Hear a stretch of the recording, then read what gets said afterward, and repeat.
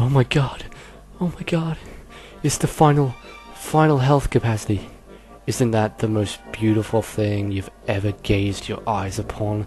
The final health capacity as Juno is right here in Escabone, and it's finally appeared. But I did have to go through the whole level. I actually had to. I couldn't take any shortcuts. I couldn't go through the Magenta key door or anything like that to get to it shorter.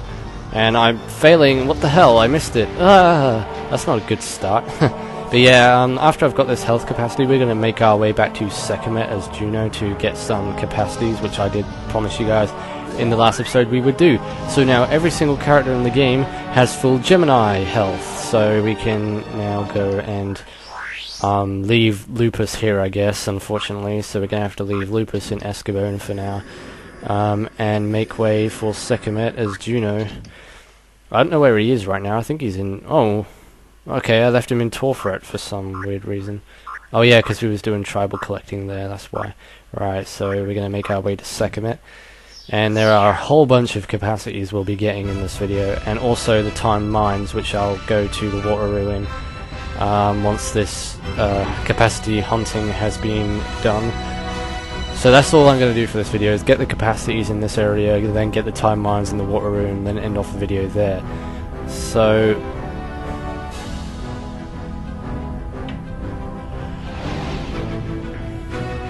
yeah.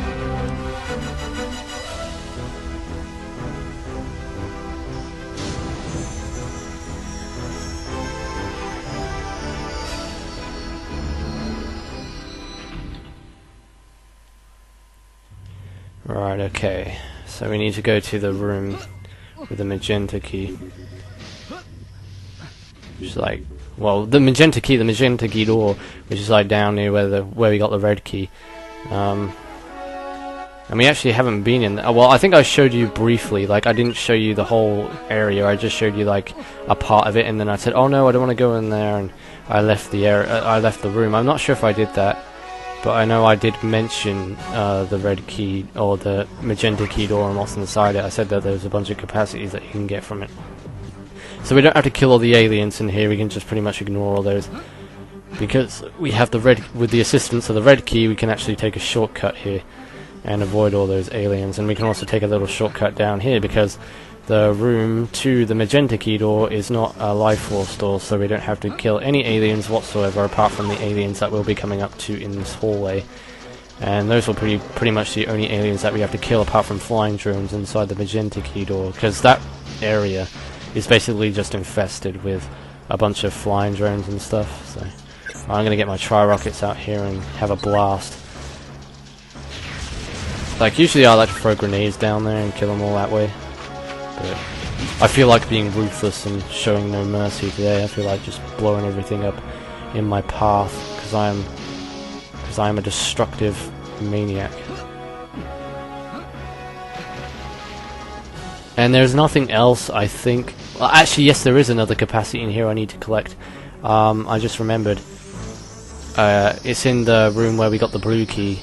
Crap, I just remembered. And why am I going through the heck? What the hell has just happened here? I can't even get out the friggin' thing. Oh my god. Dude, that was glitched as heck. I've never seen that happen before, man. Well, that was kind of amusing. Okay, at least I got that. At least I got something funny in the recording today, on this video. That was kind of amusing. I didn't know that could happen. Go through the friggin' floating pad. Well, is there any capacities on this side? Yes, there are. As you can see, there's a whole bunch of them you'll be getting here. I think most of them are shotgun, tri-rocket, homing missiles. I don't think you get any others besides those, but we need as many tri-rockets and as many homing missile capacities as we can get, so it's all worth it. And I know which capacity I'm talking about, the one that I've missed out. I know exactly where it is. Like I say, it's in the room with the blue key door, or where? Yeah. No, with the blue key door. No, with the blue key. Yeah, the room with the blue key. Where you got that from? It's in there. So I watched my recording of when I got the blue key, and I saw that I missed the capacity in there. So it's always, you know, good to recheck your videos and see if you've missed anything out, because I wouldn't have known that I missed that if I hadn't checked that video. So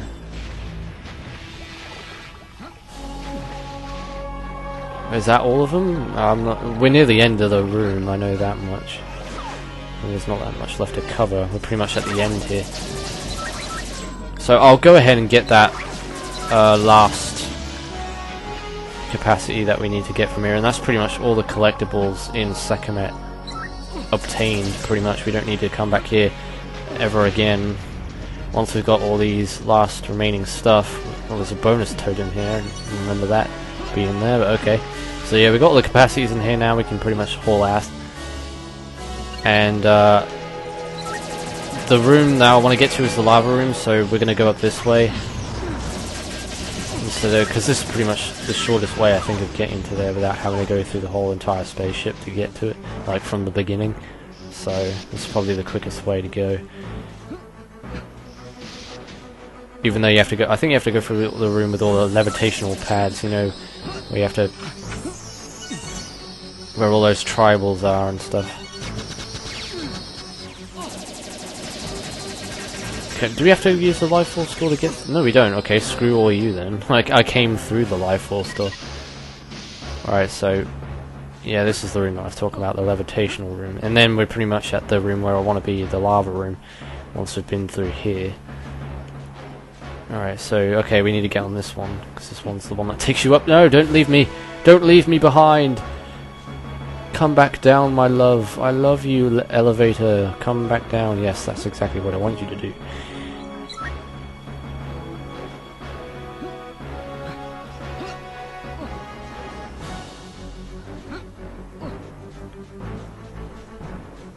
I can't believe I missed this capacity though. It's so easy to find. Like, it's literally right there in front of you when you go in, when you leave the room, because when you leave the room you're facing the door, and then the capacity is like on the left hand side of the door. And I can't believe I missed it because it's right in your view. So I have no idea. Maybe I was just being crazy or high on magic mushrooms. Been playing too much Mario Galaxy, that's probably why. Taking too much mushrooms. Right, so you don't have to kill any aliens in here. So we can. Oh right, alien heads though. I'll gladly collect those. Alright, so we're drawing towards the room, or drawing near towards the room now. And we don't need to kill anything in here either, so we can pretty much just leave this room. Wow, we did go the right way then. The quickest way is to go through the room with all the elevators and stuff, the levitational pads, with all the tribals in. That's probably the quickest way to go, instead of having to go through all the space station and killing all the aliens just to progress onwards. Because I didn't even need to kill anything on the way to this room. So that's good. Which saves time. See, look, I missed one right here. It's blatantly obvious. It's right in your view, and it's a shuriken capacity. Okay. Right, so we've gotten every single collectible in Sekhmet. But what I'm going to do is I'm going to go speak to Tosh before we leave and get some health and some ammunition before we head over to the water ruin. And then, after we've done the water ruin, got the time mines from the water ruin as Juno, we'll be making a visit to Torfret again, but as Vela this time, because there are certain parts in Torfret only Vela can get to from going into inaccessible areas, such as going underwater in those big lakes. Like there are caves and stuff under there. So we won't be needing to go back there. Might as well collect the tribals, I feel like it. Even though I could have brutally murdered them. Go on a tribal killing spree. Alright, get my ammo back and my health. I don't think I needed my health back, but just in case, you never know. Alright, so now our next course of action is to make way for the water ruin. So I can make a save when I land here, because I have a save from then I don't have to go back to Sekhmet again, just in case anything bad happens, like it crashes or something. because the N64 can be random with that. Like, you're playing a game for, like, you could be playing a game for an hour, or you could be playing a game for about 2 hours, and then the game just suddenly randomly crashes on you. Like, I was playing Conker's Bad Fur Day the other day, and I was playing that for about 2 hours or so, and then it suddenly crashed. I was like, why the hell did it do that? Alright, so we're gonna make a save. Probably because it overheated, I don't know, because the cartridges can get hot if you leave the N64 on for too long. Well, any console can if you leave the console on for too long, because if it's on overheat, if it's left on, it's going to overheat. The fan will get hot, which causes the console to get hot, and that's why some of them end up exploding, like our PlayStation 3 did, or our first PlayStation 3. It exploded. And loads of smoke was everywhere, so you shouldn't leave your consoles on. Like, Game Boys and handheld games aren't bad. They don't overheat at all because they don't have fans on them. But like big ass consoles like the N64 and the PlayStation 3, consoles like that, they have to have fans on them to keep them warm because of how big they are and how much electricity will be like consumed by using it. So they need to use fans to cool it down.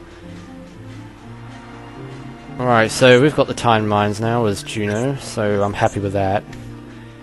And I think that'll be it for this video, pretty much. And well, I think I'll make a get Vela to Torfret, and then we'll end off the video there.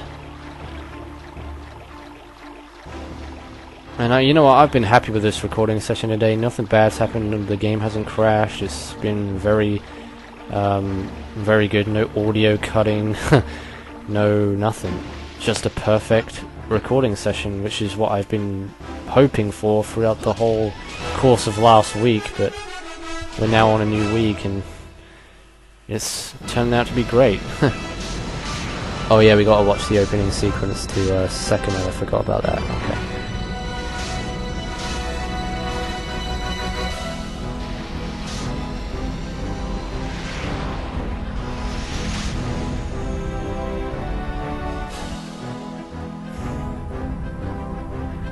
Sekhmet is scrolling on the screen, and it's really big and red, and yeah, anything red is not good in video games,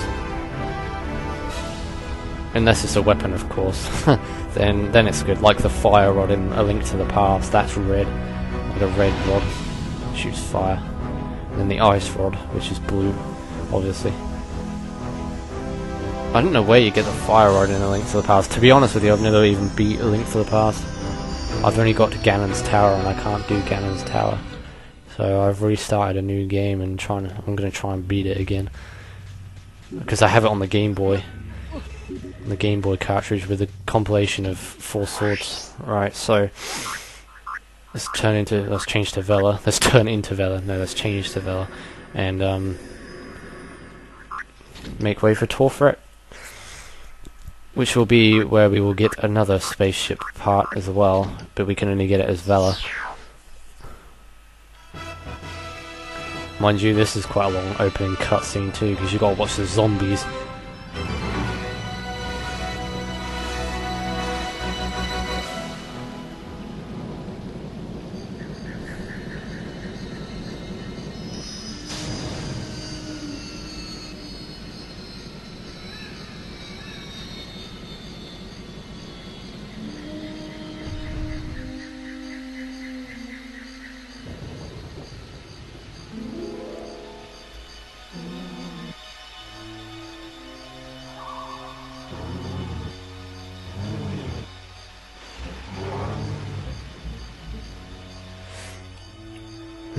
Right, okay guys, I'm going to end off the video here and continue on in the next episode. So in the next episode of Let's Play Jet Force Gemini, we do Torfret as Vela and get some stuff like collectibles, like spaceship part, and hopefully maybe some capacities too. So until then, this is NDM saying thanks for watching, take care, everybody, see you on the next video, and goodbye.